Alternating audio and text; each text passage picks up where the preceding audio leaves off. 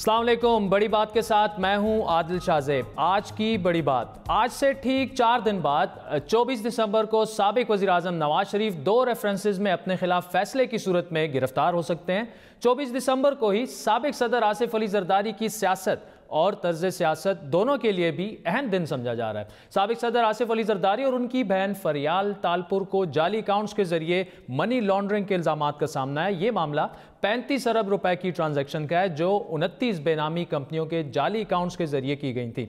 इस मामले की तहकीकात के लिए सुप्रीम कोर्ट ने रवां बरस 6 सितंबर को एक JIT बनाई थी जिसकी तहकीकात की मुद्दत आज खत्म हो गई है और इम्कान यह है कि कल किसी भी वक्त सुप्रीम कोर्ट में इस JIT की रिपोर्ट को जमा करा दिया जाएगा, जिसके बाद 24 दिसंबर को ही अहम तरीन समाअत होगी इस JIT रिपोर्ट पर मबनी।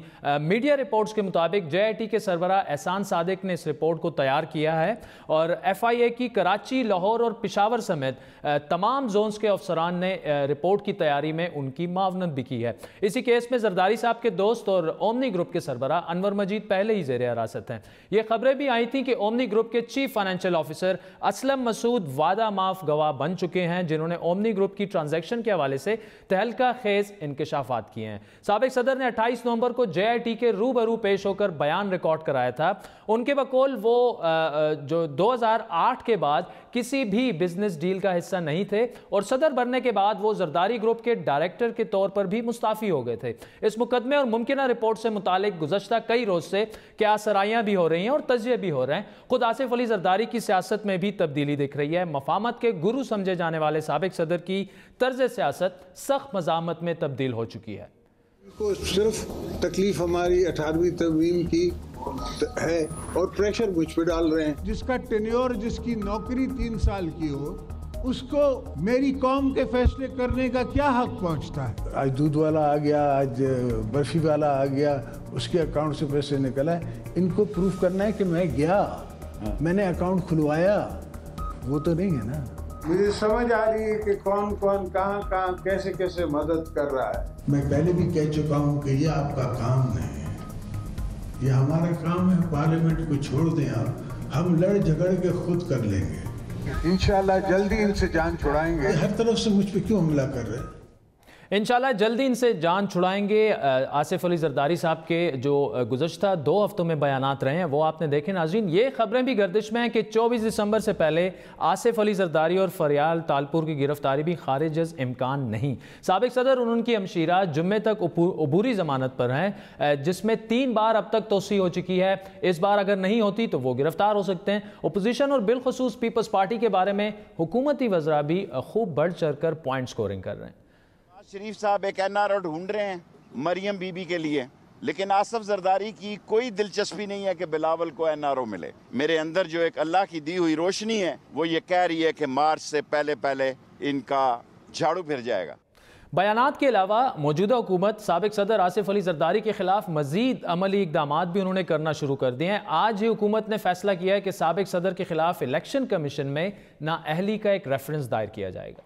पीपल्स पार्टी के शरीक चेयरपर्सन जरदारी साहब जो हैं वो मैनहट्टन अमेरिका में एक अपार्टमेंट के मालिक हैं। ब्लॉक लॉट 1483 है और ये सिंगल रेजिडेंशियल कॉन्डो यूनिट है जिसके वो ओनर हैं। खुर्रम शेख जमान साहब को ये जिम्मेदारी दी है कि वो इलेक्शन कमीशन में जरदारी साहब के ऊपर ये डिस्क्वालिफिकेशन का रेफरेंस दायर कर दें। ये रेफरेंस जो है जरदारी साहब के ख़िलाफ़ दायर किया जाएगा क्योंकि वो ये असासे छुपाने की वजह से अब मेंबर नेशनल असम्बली रहने के अहल नहीं रहे, लिहाजा उनको डिस्क्वालीफाई किया जाना चाहिए। तो जाली अकाउंट्स केस के अलावा जरदारी साहब के खिलाफ जिस तरह आपने वज़ीर इत्तलात फवाद चौधरी को सुना, एक दूसरा रेफरेंस दायर होने जा रहा है, लेकिन इस पर पीपल्स पार्टी ने हस्बे तवक्को एक बार फिर बड़ा सख्त रद्द-ए-अमल दिया। गालिब गुमान ये है कि ये मुमकिन नहीं है कि आसिफ अली जरदारी साहब जो सदर पाकिस्तान भी रहे, उसके बाद उन्होंने इलेक्शन लड़ा, उन्हें ये ना पता हो कि जी डिक्लेरेशन जो है वो बिल्कुल ठीक होनी चाहिए। तो उन्होंने जो कुछ भी डिक्लेयर किया होगा वो ठीक होगा। अब मुझे नहीं पता कि फवाद चौधरी साहब किस वजूहात की बिना पर ये बात कर रहे हैं। हम अपना जवाब तो दे देंगे जो भी इलेक्शन कमीशन में, अदालत में। इस तमाम तनाजुर में मुल्की सियासत क्या रुख इख्तियार करने वाली है? 24 दिसंबर की तारीख अपोजिशन जमातों बिलखुसूस पीपल्स पार्टी के लिए कितनी भारी साबित हो सकती है और पीपल्स पार्टी का आइंदा का लाएअमल क्या होगा? बात करेंगे पीपल्स पार्टी के सीनियर रहनुमा नबील गबोल साहब हमारे साथ हैं। इसके अलावा journalist and analyst Mubashir Zaidi sahab भी हमें ज्वाइन करेंगे। चलते हैं सीधा नबील गबोल साहब की तरफ। गबोल साहब, जरदारी साहब के खिलाफ न्यूयॉर्क फ्लैट को गोशवारों में जाहिर ना करने का रेफरेंस दायर हो रहा है। जाली अकाउंट्स केस में JIT की रिपोर्ट पेश होने वाली है। पीपल्स पार्टी परेशान लग रही है। नहीं, पीपल्स पार्टी परेशान क्यों होगी? मुझे एक बात बताएं, पीपल्स पार्टी जरदारी साहब के ऊपर डायरेक्ट ही अटैक कर रहे हैं। तो जरदारी साहब की तो ये अपनी एक सोच है कि जब भी वो जेल जाते तो जेल से वो सीधा प्राइम मिनिस्टर हाउस या प्रेसिडेंट हाउस जाते हैं। पिछली दफ़ा भी ऐसा हुआ और पिछली दफ़ा भी जब उनको 8 साल जेल में रखा तो कोई भी चीज़ उनके ऊपर साबित नहीं हुई, उनके ऊपर कोई एविडेंस साबित नहीं हुई और वो जो है बरी हो गए। इस दफ़ा भी वो तैयार हैं जेल जाने के लिए। और मैं समझता हूँ कि पीपल्स पार्टी के लीडरों को डराने का जो ये ख्वाब देख रहे हैं, ज़िया-उल-हक नहीं डरा सका, मुशर्रफ नहीं डरा सका, तो फिर ये सिविलियन डिक्टेटर कैसे डरा सकता है? और जहाँ तक इसके जो इंफॉर्मेशन मिनिस्टर है, जो जिस तरीके से बयान देते हैं, ये जो तुम्हारा चौधरी फवाद है, मुझे समझ नहीं आती। उनके अपने 50% मिनिस्टर ऐसे हैं कैबिनेट के मेंबर जिनके पास अकामा है और जिन्होंने छुपाया हुआ है। और मैं समझता हूँ कि आजकल सोशल मीडिया में सबका चल रहा है, अगर उस पर लेकर आएंगे तो फिर हमने भी रेफरेंस तैयार किए। कम से कम मैं 5 को तो जानता हूँ जिनके अकामा है, जिन्होंने डिक्लेयर नहीं किए है। अच्छा। जो काबीना के मेंबर है, तो फिर हम भी उनके पीछे जाएंगे। अब हम मार खाने के लिए रिंग में नहीं उतरे हैं कि हम जब अपना एक जो 2 पहलवानों को आप लड़ाएं और एक पहलवान का हाथ बांधे और सिर्फ मार खाने के लिए। अब हम जो है लड़ेंगे, हम लड़ेंगे इस तरीके से कि अवाम की कुव्वत से लड़ेंगे। हम इनको जवाब देंगे, हम इनको चैलेंज करते हैं कि कौमी असम्बली में आप बिल पास करके दिखा दें बगैर अपोजिशन की सपोर्ट का। ये नहीं कर सकते हैं। 4 सीटों पर हुकूमत जिनकी खड़ी हुई है वो बड़ी बड़ी बातें कर रहे हैं, मैं इस बात पर हैरान हूँ।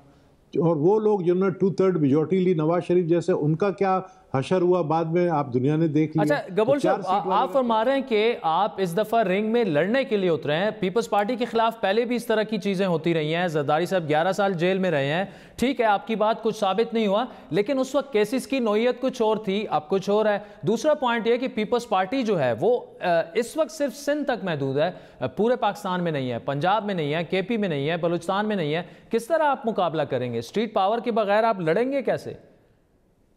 देखें, पंजाब में तो आप समझते हैं ना कि हमारे पास स्ट्रीट पावर नहीं है। पंजाब में ठीक है, इलेक्शन रिजल्ट से तो यही है, लग रहा है। पंजाब में हमारी वोट बैंक इतनी नहीं है जो पहले होती थी, लेकिन फिर भी स्ट्रीट पावर है हमारे पास।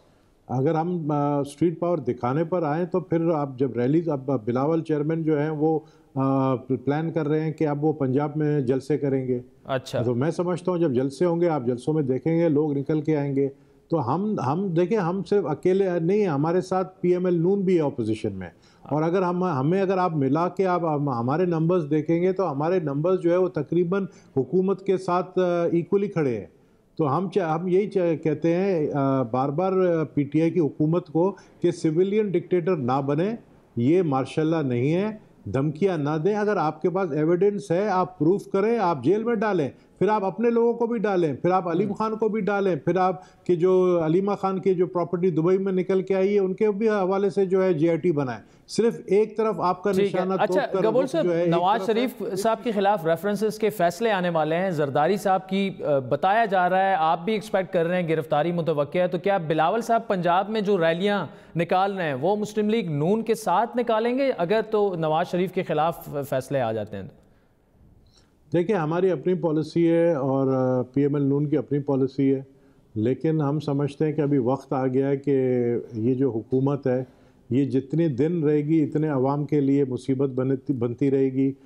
डॉलर 140 पे पहुंच गया है और अगर इन्होंने कंट्रोल नहीं किया 3 महीने में डॉलर 190 तक पहुंच जाएगा। लोग फाका कशी पर आ गए हैं, ख़ुदकुशी पे आ गए हैं। पाकिस्तान के अंदर बहुत से बड़े बड़े शहरों में गैस नहीं है, पेट्रोल की कीमतें बढ़ गई हैं, लोग परेशान हैं। इन्होंने कहा था हम लोगों को रोज़गार देंगे, उन्होंने लोगों के रोज़गार छीन लिए। इन्होंने कहा हम मुफ्त घर देंगे, बाद में इन्होंने कहा हम लीज़ पर घर देंगे, जो कि अभी एक घर भी किसी भी जगह शुरू नहीं हुआ है। तो मैं समझता हूँ कि आवाम की ये जो लोग लेकर आए हैं, जिस तरह कहते हैं ना अवाम हमें लेकर आए, तो अवाम खुद इनको उतारेगी। और इमरान खान का एक बात मुझे पता है कि इमरान खान अयूब खान की तरह, अयूब खान को जब कराची में गालियां पड़ी तो उन्होंने कहा ऐसी सियासत से बेहतर है मैं घर चला जाऊं। तो इमरान खान भी समझता है कि ऐसे हालात में अगर वो हुकूमत नहीं चला सकते तो वो नहीं। गबोल साहब देखें, ये तो सियासी मामलात हो गए, मुल्क की सियासत होगी। अगर जरदारी साहब के खिलाफ ये जो तहकीकात चल रही हैं, 29 बेनामी कंपनियां हैं, 35 अरब की ट्रांजैक्शन का मामला है, और ना सिर्फ जरदारी साहब बल्कि उनकी सिस्टर फरियार तारपुर साहबा के खिलाफ तहकीकात जारी हैं, और ये कहा जा रहा है कि ओमनी ग्रुप के चीफ फाइनेंशियल अफसर असलम मसूद जो हैं वो वादा माफ गवाह बन चुके हैं, तहलका खेज इंकशाफात उन्होंने किए हैं। तो क्या पीपल्स पार्टी तहकीकात की नौयत की वजह से गिरफ्तारियां एक्सपेक्ट कर रही है कि जी जरदारी साहब गिरफ्तार होने वाले हैं?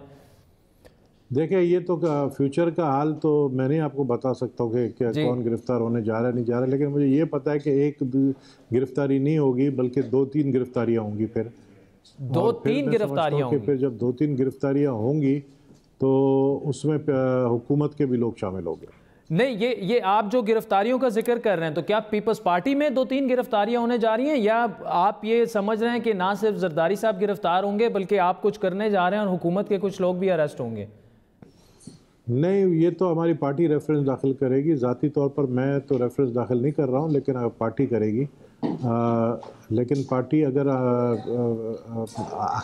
आप लोग ये समझते हैं कि हम सिर्फ रिंग में मार खाने के लिए खड़े होंगे तो ऐसा नहीं होगा। ठीक। जरदारी साहब की जो तर्ज सियासत है गबोल साहब, अचानक बदली। वो इन्वेस्टिगेशन जब शुरू हुई पूरे मामले की, जाली अकाउंट स्कैंडल की, सेनेट इलेक्शन का मामला हो, नून लीग की बलूचिस्तान में हुकूमत गिराने का मामला हो, कल भी आपके पार्टी के साबिक जो रहनुमा नदीम अफजल चंद साहब, उन्होंने कल भी ये कहा कि जरदारी साहब ने ये सारा सब कुछ उस वक्त किसी अंडरस्टैंडिंग के तहत किया था। बिलावल साहब उस वक्त भी रज़ा रब्बानी साहब को चेयरमैन बनाना चाह रहे थे। तो जब जरदारी साहब को सब अच्छा नज़र आता है वो मफाहमत की सियासत करते हैं, जब मुश्किलात नज़र आती हैं वो मज़ामत की तरफ जाते हैं। ये मामला क्या है?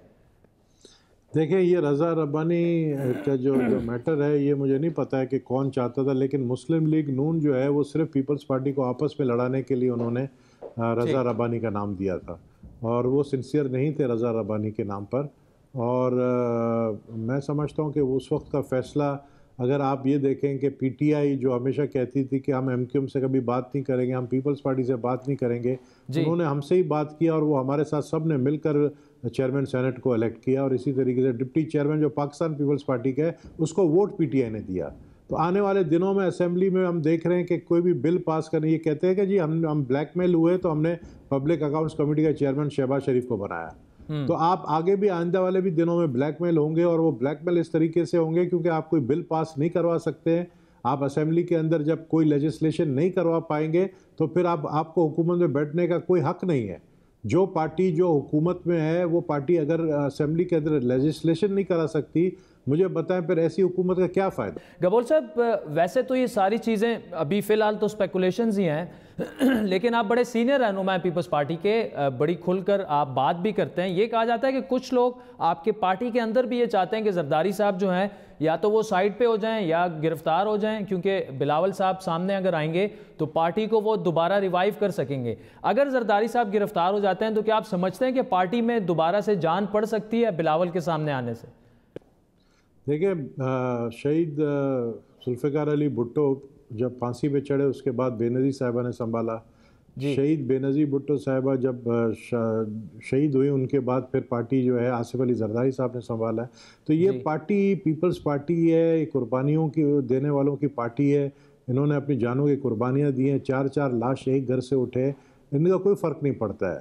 हमारी आइडियोलॉजी वही है जो भुट्टो साहब की थी।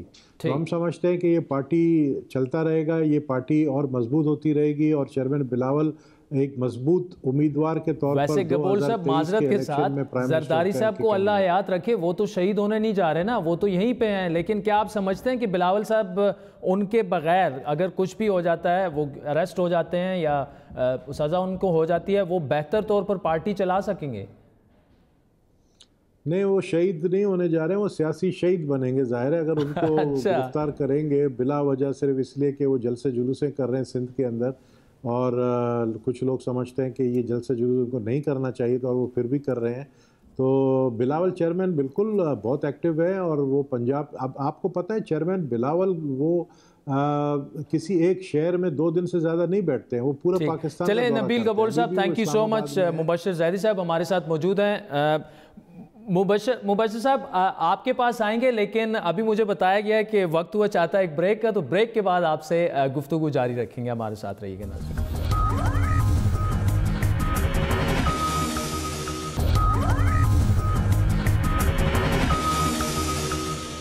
वेलकम बैक नाज़रीन। ब्रेक से पहले बात हो रही थी JIT की रिपोर्ट पेश कल हो रही है और उस पर सुप्रीम कोर्ट में समाअत भी होगी। आसिफ अली जरदारी साहब हैं, उनकी हमशीरा, जो जाली अकाउंट्स केस हैं, काफ़ी बताया जा रहा है कि उसमें इन्वेस्टिगेशन जो है वो कंप्लीट हो गई है। ब्रेक से पहले नबील गबोल साहब पीपल्स पार्टी के सीनियर रहनुमा हैं, उन्होंने 2-3 बड़ी अहम बातें की। मुबशर ज़ैदी साहब हमारे साथ मौजूद हैं, सीनियर सहाफ़ी और तजज़ियाकार हैं। मुबशर ज़ैदी साहब, गबोल साहब फरमा रहे हैं कि जरदारी साहब जो हैं वो सियासी शहीद बनने जा रहे हैं, तो क्या जरदारी साहब के पास सियासी शहादत के अलावा इस वक्त और कोई ऑप्शन नहीं है? देखिए, मेरा ये ख्याल है कि इस केस में जरदारी साहब को शायद डिटेन तो कर लें, लेकिन ये प्रूव करना कि ये बेनामी अकाउंट जरदारी के ही हैं बहुत मुश्किल होगा FIA के लिए। क्योंकि पहली बात ये कि जरदारी ग्रुप में जो वाहिद सिग्नेटरी डायरेक्टर हैं वो हैं फरियाल तालपुर, और पीपल्स पार्टी के अपने बकौल जरदारी साहब जो हैं वो इस ग्रुप को 2008 में इस्तीफ़ा दे चुके हैं।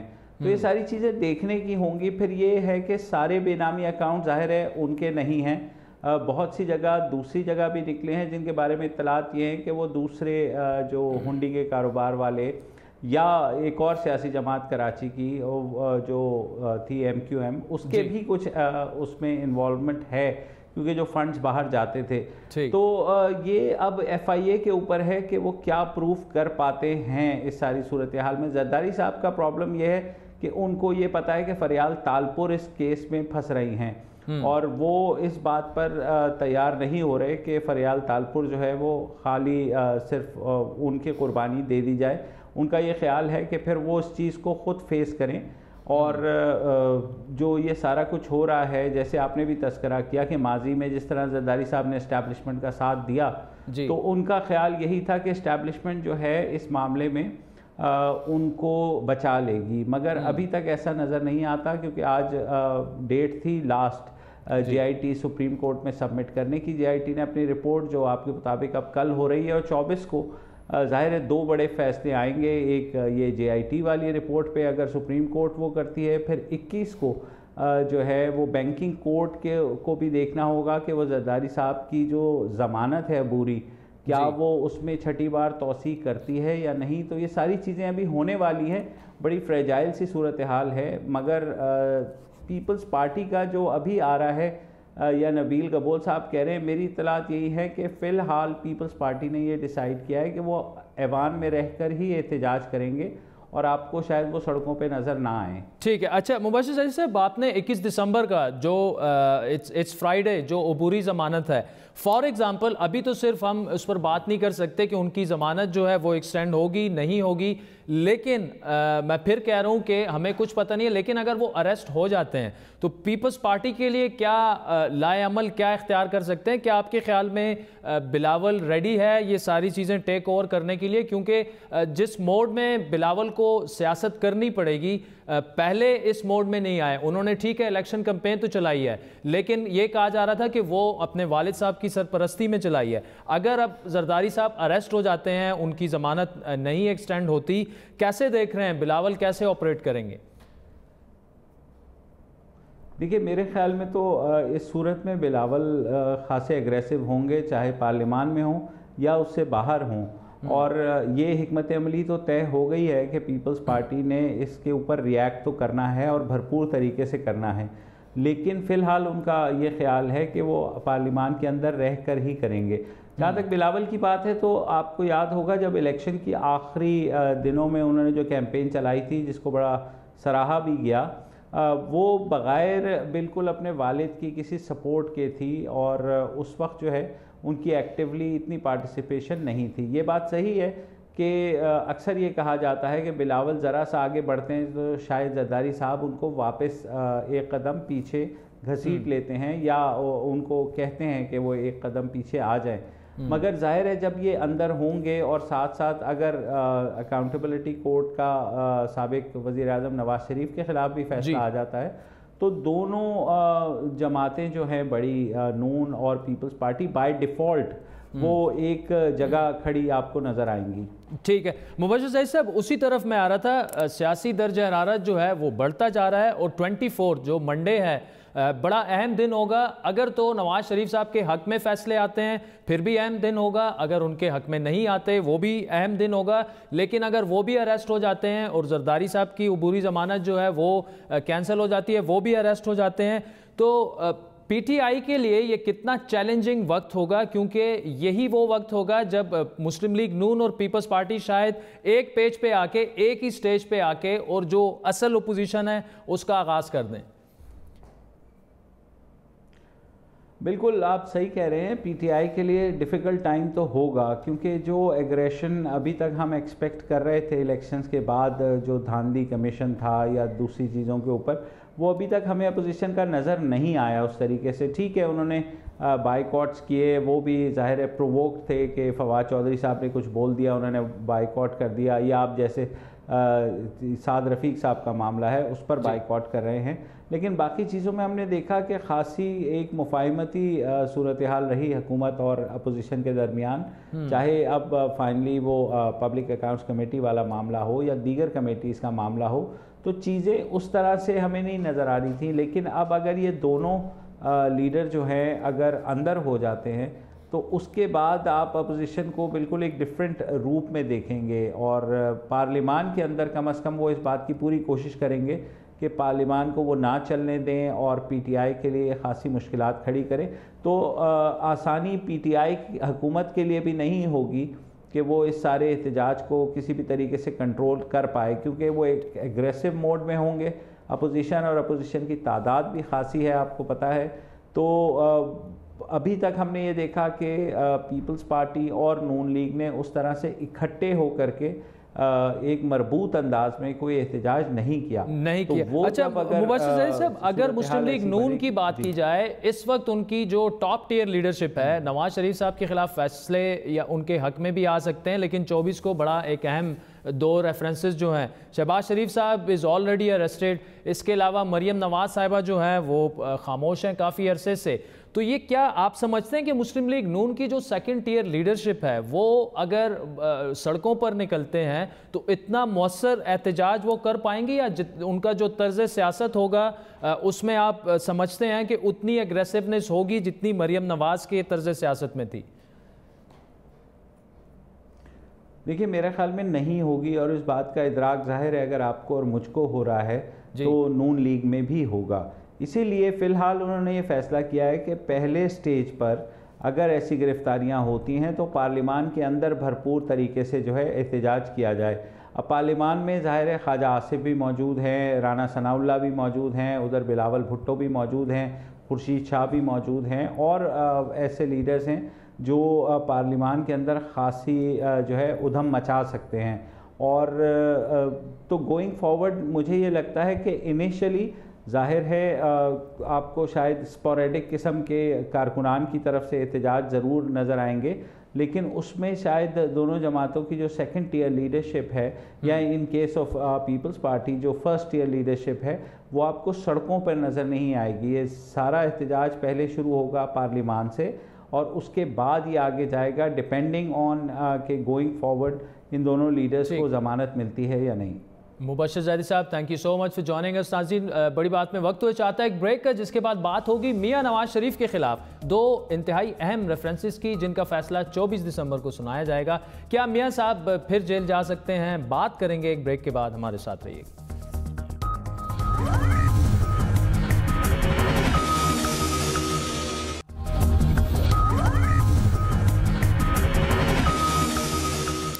वेलकम बैक नाज़रीन। क्या साबिक वज़ीर-ए-आज़म मियां नवाज शरीफ एक बार फिर जेल जाने वाले हैं? और क्या पीपल्स पार्टी के शरीक चेयरमैन आसिफ अली जरदारी के लिए भी आने वाला वक्त कड़ा है? 4 दिन बाद 24 दिसंबर को दो बड़े रहनुमाओं की तर्ज सियासत और मुल्की सियासत की सिमत का तयन होने जा रहा है। मुस्लिम लीग नून और पीपल्स पार्टी के लिए एहतसाब और गिरफ्तारियां नई बात नहीं है, लेकिन इस बार सूरत हाल ज़रा मुख्तलिफ है। पहले ये दोनों जमातें एक दूसरे के ही सियासी इंतकाम का शिकार होती रहीं, लेकिन इस बार तहरीक इंसाफ जो है वो बरसर इक़्तिदार है, जो ना सिर्फ दोनों सियासी रहनुमाओं को पाकिस्तान की अबतर मईशत का जिम्मेदार समझती है, बल्कि दावा कर रही है कि इन दोनों रहनुमाओं का सियासी मुस्तकबिल अब ख़त्म हो चुका है।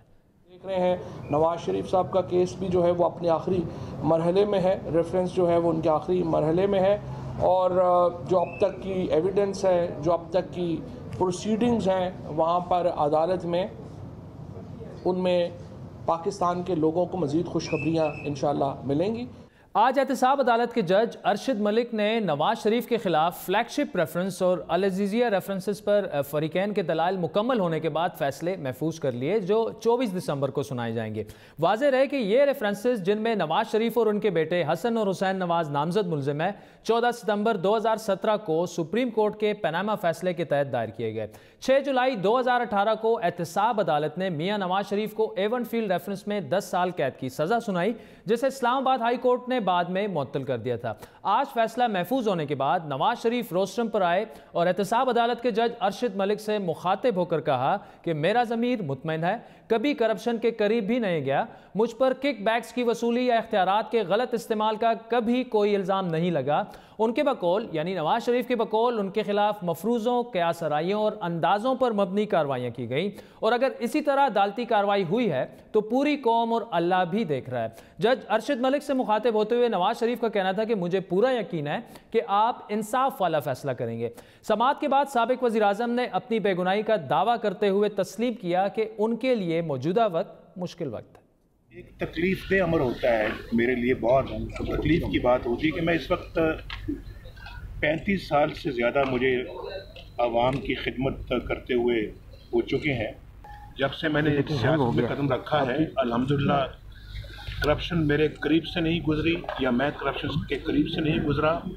कभी कोई किक बैक नहीं लिया अल्हम्दुलिल्लाह, कभी कोई कमीशन नहीं ली, और कभी अल्लाह के फजलो करम से मैंने कोई मिस यूज़ ऑफ अथॉरिटी का मैं मुर्तकिब नहीं हुआ।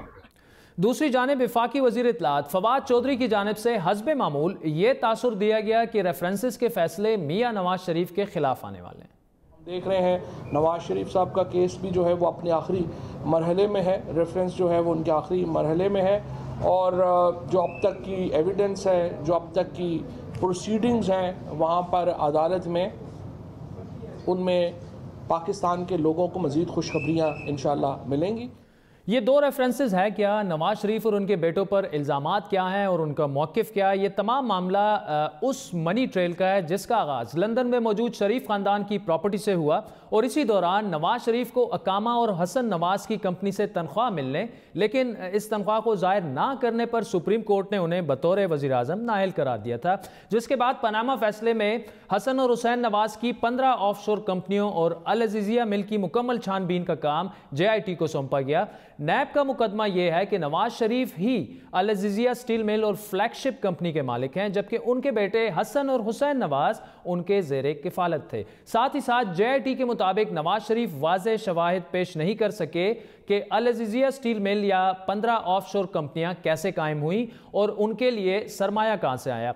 दूसरी जानिब नवाज शरीफ ने दौरान समाअत अल अज़ीज़िया स्टील मिल या ऑफशोर कंपनियों की मिल्कियत से इनकार किया है। उनके मुताबिक सरमाया कतरी शहजादे के जरिए आया, जिनका खत बतौर सबूत पेश किया गया, लेकिन नवाज शरीफ ने दौरान समाअत ये मौक़िफ़ अपनाया कि इस खत से उनका कोई ताल्लुक नहीं था और तमाम मामलात उनके वालिद मियाँ शरीफ और इनके बेटों हसन और हुसैन नवाज के दरमियान थे, जो अपने फैसलों में खुद मुख्तार थे। नवाज शरीफ का मौक़िफ़ ये रहा है कि कारोबारी मामलात से उनका कोई ताल्लुक नहीं था, जबकि आज की समाअत के दौरान ख्वाजा हारिस ने, जो कि नवाज शरीफ के वकील हैं, फ्लैगशिप कंपनी से मुतालिक उन्होंने अपना मौक़िफ़ ये अपनाया कि इस कंपनी के मालिक हसन नवाज हैं, जिन्होंने अपने वालिद नवाज शरीफ को एजाज़ी ओहदा सिर्फ इसलिए दिया कि वो वीज़ा हासिल कर सकें। ख्वाजा हारिस ने दलील दी कि तनख्वाह का तयन सिर्फ मुलाजमत के कॉन्ट्रैक्ट की हद तक था, मकसद तनख्वाह लेना नहीं था। ख्वाजा हारिस का कहना था कि नवाज शरीफ का इस कंपनी में ओहदा सिर्फ रस्मी था, कंपनियां चलाने से उनका कोई ताल्लुक नहीं था। जिस पर जज अरशद मलिक ने सवाल किया कि तनख्वाह से मुतालिक आपका ये मौक़िफ़ ख्वाजा साहब अगर दुरुस्त मान ले तो उसका इस केस से क्या ताल्लुक बनता है, जिस पर ख्वाजा हारिस ने जवाब दिया कि ताल्लुक यह बनता है कि नवाज शरीफ की सिर्फ मुलाजमत साबित हो रही है, मिल्कियत नहीं। समाअत के दौरान नवाज शरीफ की जानिब से हसन नवाज की ऑफशोर कंपनियों की तफसीलात भी अदालत में पेश की गई, जबकि मजीद इजाफी दस्तावेजात जमा कराने के लिए नवाज शरीफ के वकील ख्वाजा हारिस की जानिब से 1 हफ्ते की मोहलत देने की दरख्वास्त को अदालत ने मुस्तरद कर दिया, जिसके बाद फैसला महफूज कर लिया गया। अहम बात यह है कि केस की समाअत के दौरान JIT के सरबराह वाजिद ज़ा ने यह तस्लीम किया कि JIT को ऐसा कोई सबूत नहीं मिल सका कि अल अज़ीज़िया स्टील मिल या फ्लैगशिप कंपनी नवाज शरीफ की मिल्कियत है। दोनों रेफरेंसेस पर तफसीली बात करेंगे। नैब के साबिक प्रोसिक्यूटर राजा आमिर अब्बास साहब हमारे साथ मौजूद हैं। राजा साहब, वाजिद ज़िया के मुताबिक ऐसा कोई सबूत उन्हें नहीं मिला, यानी नैब को, जिससे यह साबित होता हो कि नवाज शरीफ अल अज़ीज़िया स्टील मिल के मालिक थे या फ्लैगशिप इन्वेस्टमेंट के। फिर शवाहिद की अदम मौजूदगी में नैब का केस कितना मजबूत है? देखिए, यहाँ ज़रा समझने की बात है कि नैब का केस ये नहीं कि अल अज़ीज़िया या जो दूसरी स्टील मिल है, जद्दा स्टील मिल, या जो इसके फ्लैगशिप की जो मुख्तलिफ कंपनीज़ हैं, ये जो प्रॉपर्टीज़ हैं, वो मियाँ नवाज शरीफ की मलकियत हैं या उनके नाम पे है। ठीक है। नैब का केस ये है कि ये उन्होंने बेनामी के तौर पे अपने बच्चों के नाम पे रखी हुई हैं, क्योंकि खुद वो पब्लिक ऑफिस होल्डर थे, अपने नाम पे नहीं रख सकते थे। और जो इसकी ओरिजिनल बेनिफिशरी हैं, जो पैसा वहाँ से आ रहा था या जो प्रॉफिट था इन स्टील मिल्स का, वो अल्टीमेटली मियाँ नवाज शरीफ को आता था। और वो जो फ्लैगशिप से भी मनी ट्रेल वगैरह आया था, वो लैंड जो करता था मियाँ साहब के पास करता था, और बच्चे जो से हैं बेनामी के तौर पे ये वो पैसा है जो मियाँ साहब का है, और उसको वो अपने नाम पे वहाँ पे प्रॉपर्टीज़ ख़रीदते हैं, अपने नाम पे वो वहाँ पे स्टील मिल बनाते हैं, अपने नाम पे डिफरेंट कंपनीज बनाते हैं, सिर्फ इस पर्पस के लिए कि मियाँ साहब चूँकि इस मुल्क के 3 दफ़ा वज़ीर आज़म रह चुके, वज़ीर आला रह चुके, मिनिस्टर रह चुके, तो वो अपने नाम पे नहीं रख सकते। यही नैब का केस है। और राशिद, नवाज शरीफ के वकील ख्वाजा हारिस का बुनियादी नुक्ता ये रहा है कि हसन और हुसैन नवाज खुद कफील थे, और एवनफील्ड रेफरेंस के केस में इस्लामाबाद हाई कोर्ट के भी यही रिमार्क्स थे कि नैब ये साबित नहीं कर सकता कि हसन और हुसैन नवाज जो थे वो नवाज शरीफ के ज़ेर कफील थे। तो क्या नैब अल अज़ीज़िया और फ्लैगशिप रेफरेंस में इस बुनियादी नुक्ते पर कोई ठोस शवाहिद पेश कर सकी है आपके ख्याल में? देखिए, इसमें अभी तक जो इस्लामाबाद हाई कोर्ट में है वो सिर्फ बेल की हद तक डिसाइड हुआ है, मेन अपील रह गई है जिसमें ये पॉइंट डिटरमिन होगा। अब इसमें जो कानून है हमें वो समझना है, वो सेक्शन 14 है नेशनल अकाउंटेबिलिटी ऑर्डिनेंस का, वो ये कहता है कि अगर आप पब्लिक ऑफिस होल्डर हैं और आपके बच्चों के नाम पे कोई जायदाद है, तो फिर उसका जो ओनस है वो आप पे है कि आपने वो शवाहिद लाने हैं, आपने आके अदालत को बताना है, आपने वो एक सेटिस्फैक्ट्री एक्सप्लेनेशन देनी है कि हसन और हुसैन आ जाते और कहते कि जी देखिए ये हमारा कारोबार था, ये हमारी फैक्ट्री थी, ये हमारी खेती बाड़ी थी, ये जो वट एवर इट वॉज, या हमें दादा ने देखिए ये हमारी तकसीम हुई थी तो दादा ने सिर्फ 2 अपने पोतों को, बाकी सबको छोड़ के ये तमाम प्रॉपर्टीज़ दे दी थी। So the onus was on मियाँ नवाज शरीफ और उनके बच्चों पे कि वो आके अदालत में बताते। और इससे पहले जब सुप्रीम कोर्ट में ये केस चल रहा था तो उनके बच्चे मौजूद थे और उन्होंने बताया था कि जनाब ये जो प्रॉपर्टी थी ये हमने जब दुबई वाली फैक्ट्री बेची तो 12 मिलियन हमने कतरी को दे दिए, और कतरी ने वो आगे जाके इन्वेस्टमेंट्स की और उससे ये हमारी इतनी ज़्यादा प्रॉपर्टीज़ बन गई। लेकिन जब इन केसेस में मियाँ नवाज शरीफ साहब से पूछा गया अजीज़िया में और फ्लैगशिप में कि जनाब वो कतरी में आपने एक डिफेंस लिया था, एक प्ली ली थी, तो उन्होंने कहा मेरा कतरी खत से किसी किस्म का कोई ताल्लुक नहीं है। तो ये एक बहुत बड़ी कंट्राडिक्शन है जो उन्होंने 180 डिग्री एवनफील्ड में उन्होंने कहा था कि कतरी ज़रूरी था और नैब ने बड़ी कोताही की, गलती की, कतरी का जानबूझ के वहाँ जाके स्टेटमेंट रिकॉर्ड नहीं किया, और इसमें वो एक और स्टांस ले रहे हैं। तो इससे इनका केस अफेक्ट होगा और अल्टीमेटली कोर्ट ने इनसे सिंपल यही पूछना है कि जी अगर बच्चे आपके खुद कफील थे, आपके ज़ेर कफालत नहीं थे, तो आप बच्चों से कह देते कि वो कोर्ट में आ जाते और बता देते। और जब सिर्फ ख्वाजा हारिस की इस बात पे कह देने से कि बच्चे जो से थे वो खुद कफील थे और अच्छा नहीं राजा, आप ये समझ रहे हैं कि हसन और हुसैन नवाज इन रेफरेंसेस में चूंकि पेश नहीं हुए तो ये नवाज शरीफ के खिलाफ जा सकता है? देखिए वो तो नहीं आए, एब्सकॉन्डर डिक्लेयर हो गए। अब अल्टीमेटली देखिए ना उनके खिलाफ ही जा रहा है। अगर मियाँ साहब का ये केस है कि बच्चे खुद इस काबिल थे 20 साल 19 साल 21 साल की उम्र में कि वो ऑल अराउंड द ग्लोब वो इतना बड़ा कारोबार चला रहे थे, तो फिर अगर वो इतना कारोबार चला रहे थे, इतने उनमें कैपेबिलिटी और एबिलिटी थी, तो फिर वो कोर्ट में क्यों नहीं पेश हुए? वो तमाम एविडेंस जो मियाँ साहब कहते थे कि हुजूर वाला ये हैं वो शवाहिद, वो ला देते बच्चों के ज़रिए और कह देते कि जी देखिए ये बच्चे अपना बिजनेस कर रहे हैं, तो कोर्ट इन्हें इस चीज़ का फ़ायदा देती। यकीनन उनके ना आने से। ठीक है। अच्छा राज साहब, खुर्रम दस्तगीर साहब ने हमारे शो में कहा था कि नवाज शरीफ साहब को जेल भिजवाने की तैयारियां हो रही हैं, ये लास्ट वीक उन्होंने कहा था। एवनफील्ड रेफरेंस के फैसले पर भी काफ़ी तनकीद हुई थी, आपको याद होगा। अदालत ने करप्शन के इल्ज़ाम पर नवाज शरीफ को बरी किया था और आमदन से ज़्यादा असासों के इल्ज़ाम पर उनको सज़ा हुई।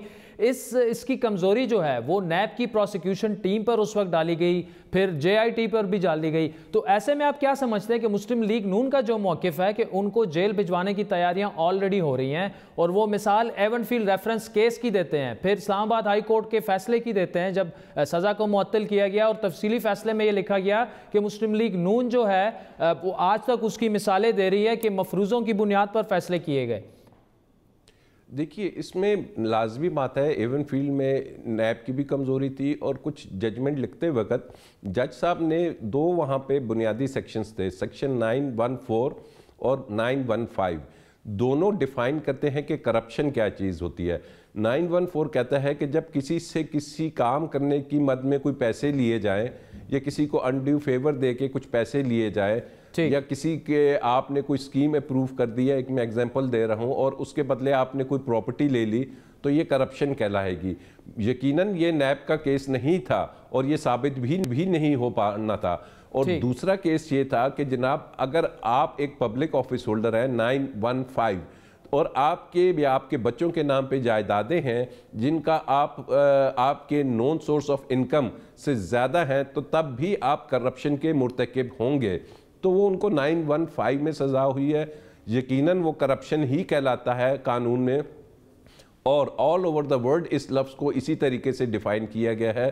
तो ये कह देना कि जी जेल भिजवाने की तैयारी हो रही है, वो शायद गालिबन ये देख रहे हैं कि जब वो डिफेंस पेश नहीं कर पाए तो ये एक पॉलिटिकल स्टेटमेंट है, तो पॉलिटिकल कोई भी स्टेटमेंट हो सकती है, कानून से इसका अच्छा राज साहब, एवनफील्ड रेफरेंस की अगर बात की जाए, उनको सज़ा जो है वो लाहौर हाई कोर्ट को सज़ा को सस्पेंड कर दिया था। फैसले के खिलाफ अपील भी पेंडिंग है, 24 को इन दोनों रेफरेंसेस के फैसले भी आने हैं। लेकिन सवाल ये है कि इससे तो ऐसे लग रहा है कि ये कानूनी जंग बड़ी लंबी होगी, साल, 1.5 साल, 2 साल तक चलेगी। देखिए, एक तो इस्लामाबाद हाई कोर्ट ने एवनफील्ड का फैसला सस्पेंड नहीं किया, उन्होंने वो सेंटेंस सजा हुई थी, जुर्माना अपनी जगह पे है वो भी सस्पेंड नहीं हुआ, कन्विक्शन अपनी जगह पे है वो भी सस्पेंड नहीं हुई, सिर्फ जो उनको जेल में रखना था उस सज़ा को सस्पेंड किया हुआ है, फैसला मौजूद है अपनी जगह भी। और अगर ये भी फैसले आते हैं तो इसके बाद इनका एक कानूनी राइट है कि हाई कोर्ट में अपील जाएगी, फिर हाई कोर्ट से जब डिसीजन होता है तो फिर सुप्रीम कोर्ट में जाया जाता है। तो यकीनन ये एक लंबी कानूनी जंग है जो उन्हें अब लड़नी है, इसके अलावा उनके पास कोई और रास्ता नजर नहीं। अच्छा राज साहब, 24 को कहा जा रहा है कि फैसले आ जाएंगे, फैसला रिजर्व हो गया, लेकिन अगर फॉर एग्जांपल अगर नवाज शरीफ के खिलाफ फैसले आते हैं, वो अरेस्ट हो जाते हैं, इन केसेस में रेफरेंसेस में ज़मानत की गुंजाइश जो है वो क्या हो सकती है? ऑब्वियसली डिपेंड करता है तफसीली फैसले पर भी, लेकिन आप क्या समझते हैं उनकी ज़मानत ईजीली हो जाएगी? देखिए, पॉसिबिलिटी को तो कहीं भी रूल आउट नहीं किया जाता, ज़मानत की एक फैसिलिटी तो है, लेकिन नॉर्मली ज़मानत, अब ये केसेस और जजमेंट आने दीजिए, उसके बाद हम पढ़ लें, फिर पता चलेगा कितने स्ट्रॉन्ग हैं। नॉर्मली ऐसे केसेस में ज़मानत नहीं होती, और इनकी जो पहले ज़मानत हुई है एवनफील्ड में, वो सुप्रीम कोर्ट में गालिबन अब वो भी लगेगी, और उससे अंदाज़ा हो जाएगा अगर सुप्रीम कोर्ट उसको बहाल रखती है इस्लामाबाद हाई कोर्ट के फैसले को, तो फिर इसमें ज़मानत लेना बहुत इनके लिए कुछ आसान हो जाएगा। लेकिन अगर उसमें supreme court Islamabad high court के फैसले को सेटिसाइड कर देती है, कालादम करार दे देती है, तो फिर ज़मानत की कोई ठीक है। राजा आमिर अब्बास साहब, thank you so much for joining us. नाज़रीन, वक्त हुआ चाहता है एक ब्रेक का, जिसके बाद सवाल करेंगे कि क्या अमेरिका और अफगान तालिबान की बातचीत में कोई ब्रेक थ्रू हुआ या नहीं। हमारे साथ रहिए।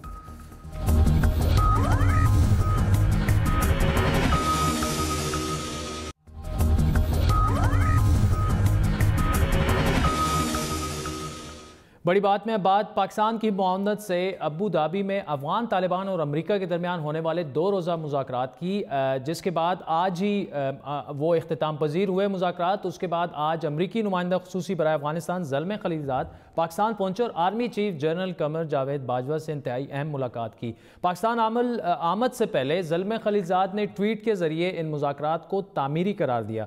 दूसरी जानिब तालिबान के तर्जुमान के मुताबिक इन मुज़ाकरात में गैर मुल्की अफवाज का इनखला, अफगानिस्तान से कैदियों की रिहाई और आम शहरियों पर हमले रोकने पर बात होगी। इन मुज़ाकरात में सबसे अहम तरीन पेशरफ्त हक्कानी ग्रुप के मेंबरान की मौजूदगी थी।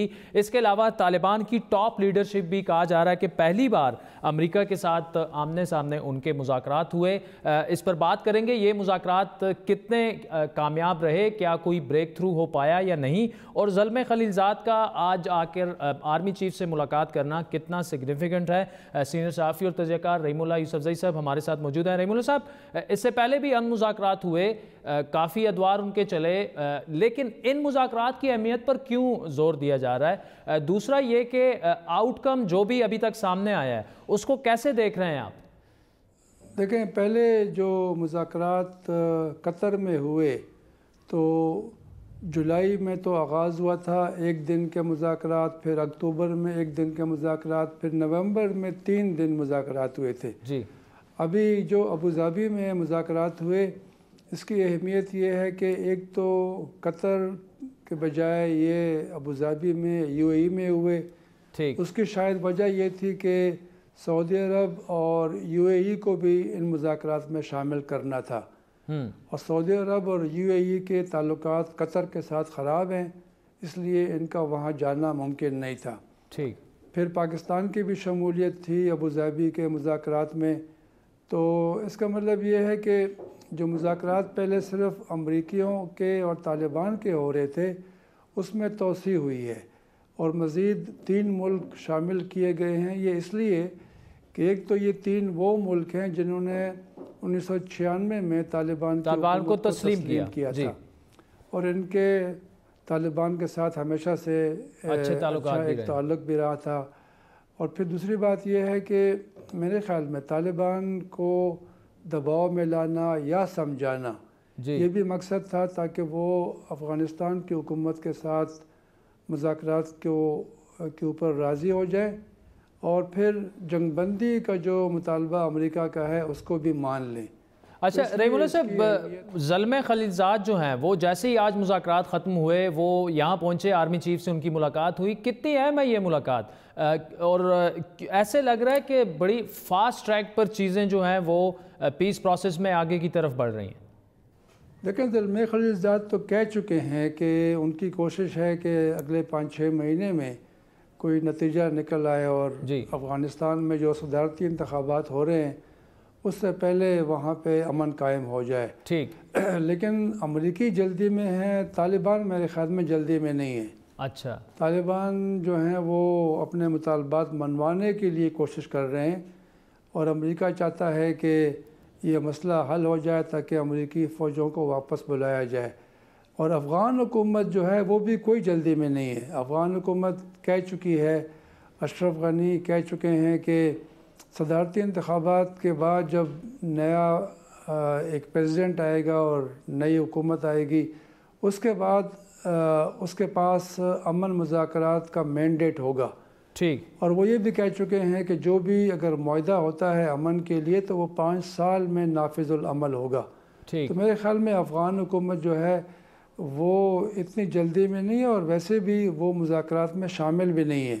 अच्छा, तो लगता ये है कि इनकी तरजीहात ज़रा मुख्तलिफ हैं, इसलिए पहले तो इसके ऊपर। अच्छा रहीमुल्लाह साहब, इससे पहले पाकिस्तान पर अमेरिका हो या अफगानिस्तान हो या खित्ते के दीगर ममालिक हो, इल्ज़ाम ये लगता था कि पाकिस्तान उस तरह से किरदार अदा नहीं कर रहा जिस तरह से वो चाहते थे अफगानिस्तान के अमन को लेकर, लेकिन जिस तरह से पाकिस्तान ने किरदार इसमें अदा किया सब ने उसको सराहा, आगे जाकर भी बड़ा अहम किरदार होगा। आप कैसे देख रहे हैं इसको कि जो इसमें जो 2 दिनों में कितना इन मुज़ाकरात में ब्रेक थ्रू हुआ जिसको आगे लेकर पाकिस्तान की मदद से जो है अफ़गानिस्तान में क्या में अमन हो सकेगा? जो मेरे ख्याल में पाकिस्तान का किरदार तो अहम था और अहम रहेगा, चूँकि ये हमसाया मुल्क है और फिर ये है कि हमेशा से अफ़गानिस्तान के मामलात के हवाले से पाकिस्तान की अहमियत रही है। पाकिस्तान का तालिबान से बड़ा करीबी ताल्लुक़ रहा है, तो तालिबान को मुज़ाकरात की मेज़ पर लाने के लिए और फिर कोई अमन मुआहदा करवाने के लिए पाकिस्तान से कहा गया था, पाकिस्तान से मुतालबा भी हुआ था, फिर ट्रंप का ख़त इमरान ख़ान को आया जी। लेकिन एक बात तो बड़ी वाज़ेह है जी कि तालिबान का ये मुतालबा था कि उन्होंने अमेरिका से मुज़ाकरात करने हैं। वो ख़ुद ये ख्वाहिश का इज़हार कर चुके थे और इसलिए आपने देखा कि जब तालिबान का मुतालबा माना गया तो फ़ौरन कतर में मुज़ाकरात शुरू हो गए। तो इसमें पाकिस्तान का रोल है, लेकिन ये तालिबान की भी ख्वाहिश थी। ठीक, अब ये है कि पाकिस्तान से ये कहा जा रहा है कि ठीक है तालिबान तो अमेरिका से मुज़ाकरात कर रहे हैं, लेकिन तालिबान को अफ़गान हुकूमत से मुज़ाकरात करने चाहिए और इसमें पाकिस्तान कोई किरदार अदा करे। और दूसरी बात यह है कि तालिबान जंगबंदी का ऐलान करें। तो मेरे ख़्याल में पाकिस्तान के हवाले से जो पाकिस्तान से कहा गया है वो मकासद अभी तक पूरे नहीं हुए। ठीक है रहीमुल्लाह यूसुफ़ज़ई साहब, thank you so much for joining us. नाज़रीन, आज के प्रोग्राम पर आपके फीडबैक के मुंतज़िर रहेंगे। हमारा ट्विटर हैंडल है @बड़ी बात। मुझे मेरी टीम समेत इजाज़त दीजिए। खुदा हाफ़िज़।